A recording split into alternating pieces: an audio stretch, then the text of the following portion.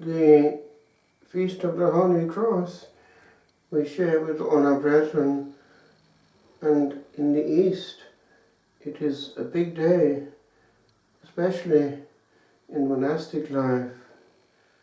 Even St. Benedict talks about it. It's the beginning of the winter fast. Some years ago I was able on this very day to assist at an Eastern Orthodox liturgy, but on the priest's side of the Holy Doors.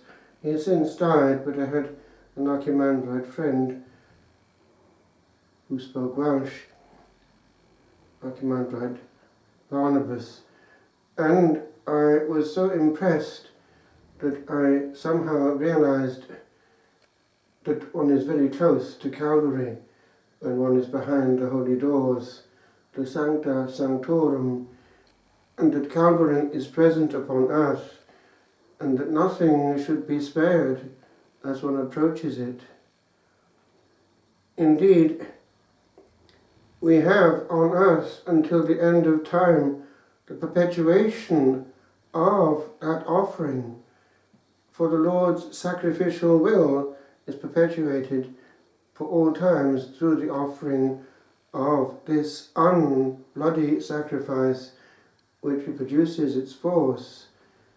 And so it is that all over the planet Calvary is still there. Our churches are not therefore mere human meeting places, and that is what distinguishes them from the other buildings around in which God is worshipped. Here there is Calvary.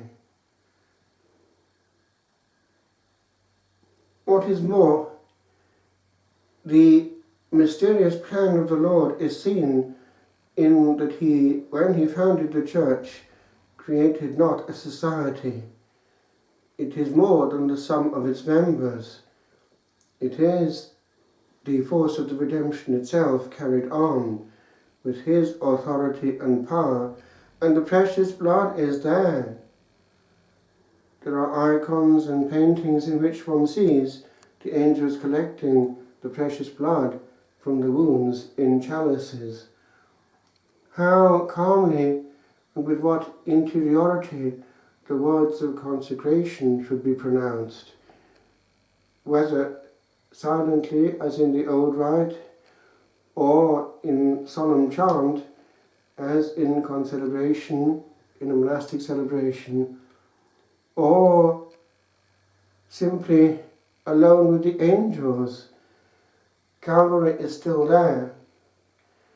And it was something which was part of our life at St. Antimo, that the highest point of the day was at the highest point of the monastery and at the centre of the morning. Early, but yet not that early. And so we have before the miraculous crucifix the sacrifice of Calvary itself. Here we see what happened on a daily basis, facing the rising sun, and therefore Calvary closely linked with the rays of the resurrection, inseparably, as it always is. And when some years ago they had wanted to remove the cross from St. Antimo to put it in a museum, the Lord Himself intervened, and the earthquakes, tremors took place, and the people protested, and we have it on record. I've seen them in the archives. The cross had to be brought back, and only then did the tremors cease. And it is there to this day. And it was the Christ in majesty, the Christ sleeping on the cross. Christus vincit, Christus regnat. But there was also a power in the physical nature of the church there, as there is in ancient churches. It is built for that. It is built to house Calvary. And using the old altar is using what it was built for in the way that it was built for. It is not indifferent the form of the church and altar, even though the actual altar, even in the simplest celebration, is present. As we see in all these quiet celebrations, often in secret, where the devotion of the people made up for the majesty of the cathedral no longer there. And it is spontaneous devotion which is pleasing to God and his angels, when people naturally go on their knees and adore what is there before them, albeit in hiding.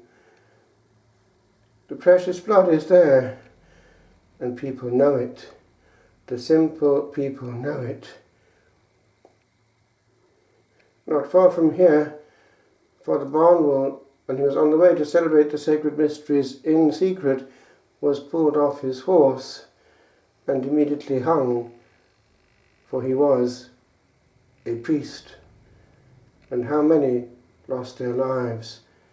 How many were tortured in the Reformation because they were priests? Apparently there was no difference between the new and the old, but there was all the difference, and the devil knows it full well, and he wanted to remove the precious blood from the altars of England and Ireland. This is my body, this is my blood. It is the same precious blood flowing in the veins of the church.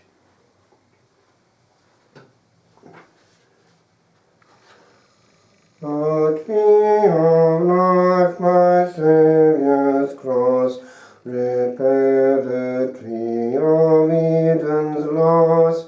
Stretch forth thine arms, O all mankind, that wandering Adam's shade may find.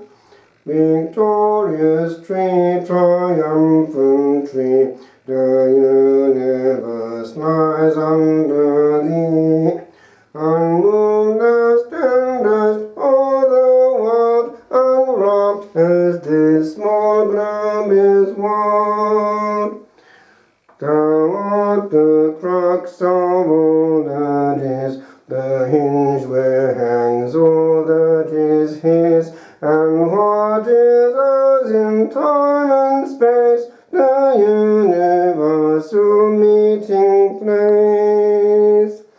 Thou pointest upward to the skies, thou pointest to where Satan lies. Thou reachest out to sea and land, thou holdest thy Creator's hand.